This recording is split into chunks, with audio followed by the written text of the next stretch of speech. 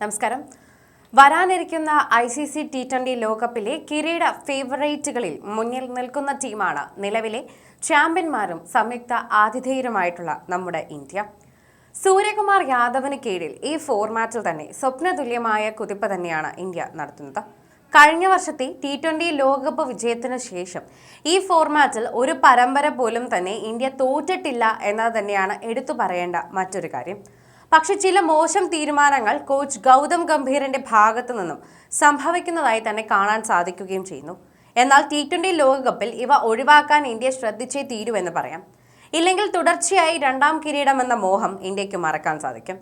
ഏതൊക്കെയാണ് ഈ മോശം തീരുമാനങ്ങളെന്നും നമ്മൾ പരിശോധിക്കേണ്ട കാര്യമാണ്. യുവ ഓപ്പണറും വൈസ് ക്യാപ്റ്റനുമായിട്ടുള്ള ശുഭ്മൻ ഗില്ല് T20 ഫോർമാറ്റിന് അനുയോജ്യനായ താരമല്ല എന്ന യാഥാർത്ഥ്യം ഇന്ത്യ ഇനിയെങ്കിലും ഉൾക്കൊണ്ടേ തീരും. ടെസ്റ്റ് ഏകദിന ഫോർമാറ്റുകൾ ഇന്ത്യയെ സംബന്ധിച്ച് തന്നെ നോക്കിയാൽ അഭിവാജ്യ ഘടകമാണ് എന്ന് അദ്ദേഹം പറയുന്നു. പക്ഷേ T20യിൽ നമുക്ക് അങ്ങനെ പറയാൻ കഴിയാത്തൊരു കാര്യമാണ്.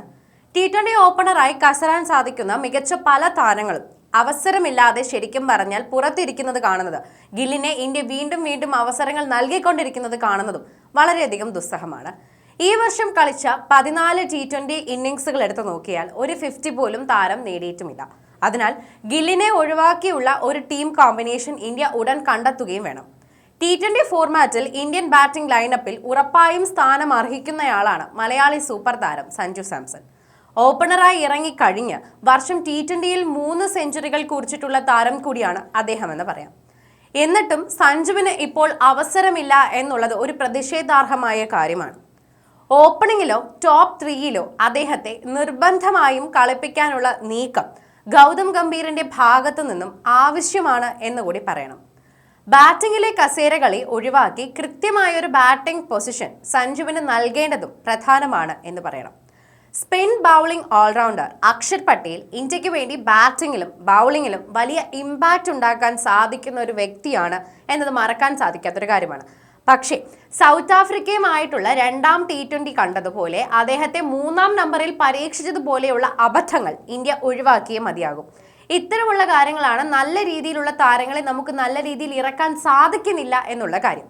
ഒരു മത്സരത്തിൽ 3-ാമനായി ഇറക്കിയ ശേഷം അടുത്തതിൽ 7-8 സ്ഥാനങ്ങളിൽ ബാറ്റ് ചെയ്യാൻ ആവശ്യപ്പെട്ടാൽ ഏതൊരു താരത്തിനും അത് ബുദ്ധിമുട്ടാകും. അതുകൊണ്ട് തന്നെ ലോവർ ഓർഡറിൽ ഫ്ലോട്ടറായി തന്നെ അക്ഷറിനെ ഉപയോഗിക്കുന്നതായിരിക്കും ടീമിന് ഗുണം ചെയ്യുക എന്ന് പറയുന്നുണ്ട്.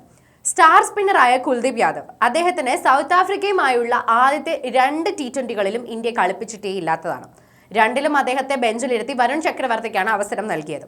എന്നാൽ പിന്നീട് കുൽദീപ് യാദവ് ഒരിക്കലും ബെഞ്ചിലിരിക്കേണ്ട ഒരാളുമല്ല. അതും നമ്മൾ മനസ്സിലാക്കേണ്ട ഒരു കാര്യമാണ്.